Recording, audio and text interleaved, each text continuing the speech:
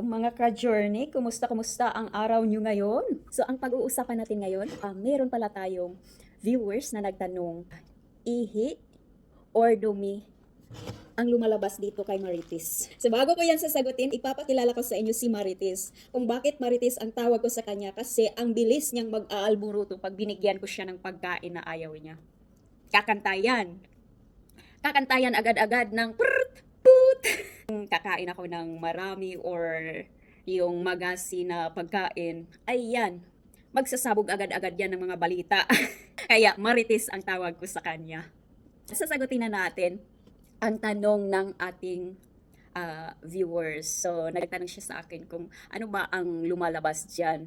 Ihi ba at saka dumi?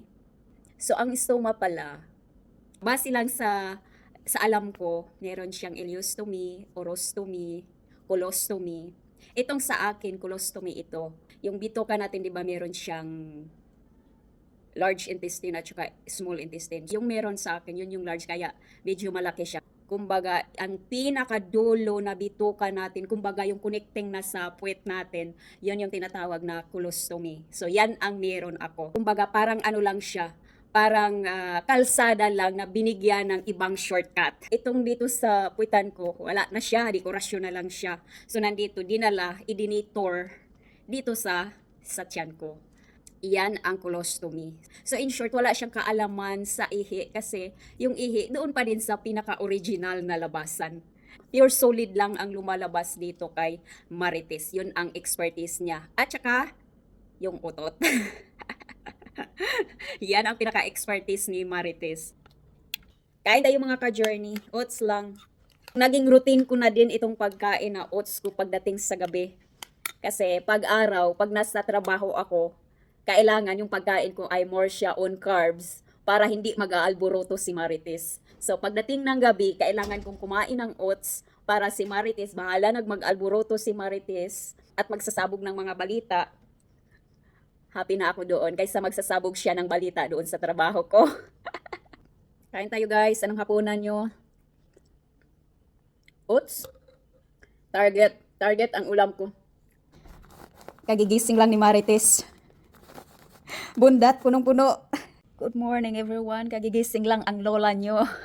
Good morning sa buong sulok ng mundo. Andito na naman ang inyong Das Tommy Journey. Topic natin ngayon ay pag-uusapan natin kasi meron akong mahal na viewer, nag-message direct siya sa akin. Hello ka Journey, big hug to you. Maraming salamat sa iyong katanungan. I'm sure marami ding makaka-relate at marami ding baguhan na gustong malaman kung ano ba talaga, kung pwede ba talagang basain ang ating mga ostomy bag. Ang sagot po niyan ay pwede po kahit mag-swimming ka pa sa Pacific Ocean. pwede po kasi itong bag natin ay design siya as a waterproof. Hindi siya maglilik, yung adhesive na yan hindi siya maglilik. Itong bag na ito hindi papasok yung tubig, kaya pwede siya. Ako naman, gustong-gusto ko yung maliligo ako na tinatanggal ko yung bag ko. Pero nung una, syempre takot ako at saka bago lang yung operasyon, bago lang yung hiwa, hindi ko siya binabasa. Siguro umabot din ng mga ilang months bago ko natutunan. Tsaka tinanong ko din yung doktor ko. So, before nyo gawin yan, tanungin mo muna yung doktor nyo kasi yung sitwasyon natin, sitwasyon nyo ay hindi parehas sa sitwasyon ko. I mean, yung katawan natin. So, itanong nyo muna sa doktor nyo. So, ako, naliligo ako na walang bag, tinatanggal ko yung bag ko. Kasi ako, nagpapalit ako ng bag everyday nang dahil na din sa work ko. Salamat ulit sa iyong katanungan. Sana ay nasagot ko ang iyong katanungan at sending love and prayers to you.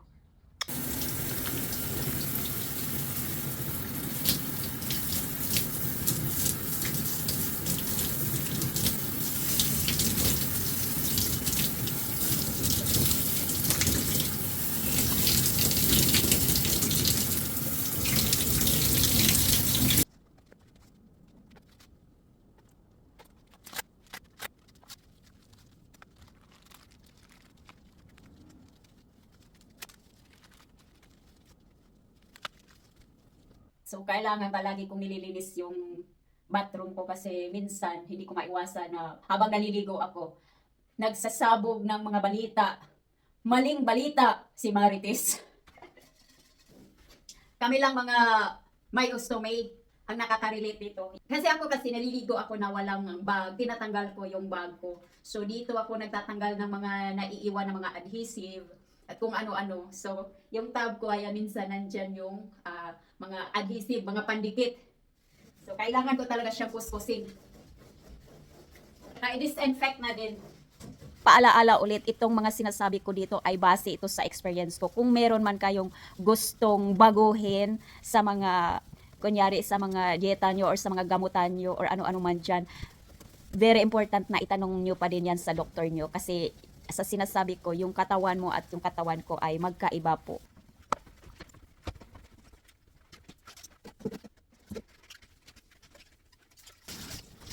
Sasagutin pala natin ang tanong sa isa sa ating mahal na viewer. Curious siya kung ano ba talaga ang naramdaman ko nito. Masakit ba ito? Hindi po siya masakit. Kahit anong galaw-galaw ko. Kaya mapapasayaw ako ng bonggang-bongga kahit meron ako dito. Hindi siya masakit. Masakit lang siya pag yung, kunyari, nasagi ko siya ng tudong-tudo. Ayan, masakit siya. Minsan nga dumudugo kasi sensitive din siya. Hindi yan tulad ng skin natin na maraming layer. Epidermis, dermis, at kung ano-ano pa yung mga layer ng skin natin. Ito siya is hindi kasi supposed to be internal organ nga siya. Pero ang nangyari sa akin kasi meron nga siyang problema yung labasan ko, yung tubo ko doon sa baba. Gumawa ang doktor ng ibang paraan para hindi maisak yung dumi ko sa loob. So, dito siya pinalabas. Maraming tao na hindi nila familiar ang ganitong sitwasyon, yung mystoma. Kaya din ako nag-share ng ganito para aware din ang lahat na magkaroon ng kaalaman sa mga ganitong sitwasyon at magkaroon ng idea in case, knock on wood, syempre hindi natin mawasan may mga pangyayaring ganito para hindi din kayo ma-shock or hindi nyo maisip na ito na yung katapusan ng buhay ko. Kasi nung time na nalaman ko na gagawan ako ng ganito, parang yung buong mundo ay bumagsak sa akin. So sabi ko, parang ito na yung wala na, katapusan na ito ng buhay ko. Hindi pala. Ginawa pala ito para dugtungan ang buhay ko. Para siyang plumbing system ng katawan natin na kung mayroong bara yung dulo ng tubo mo, so, gagawa sila ng panibagong butas para hindi mag-stuck yung dumi, doon lalabas yung dumi mo sa panibagong butas na ginawa. So, yun po yung procedure ng mga doktor para solusyon ng madugtungan ang iyong buhay. Kaya ko din ito sinishare para din educational purposes. Meron kayong idea kung paano nyo i-adjust yung daily life nyo, paano nyo i-embrace na lang and accept na katotohanan na ganito na yung sitwasyon mo. At nang dahil nito, yung buhay ko ay andito pa din, nakikita nyo pa din. At maraming salamat sa pakikinig nyo sa akin. Sana ay makukunan nyo ng kaalaman ang mga sinishare ko. And that's it for today. Bye-bye!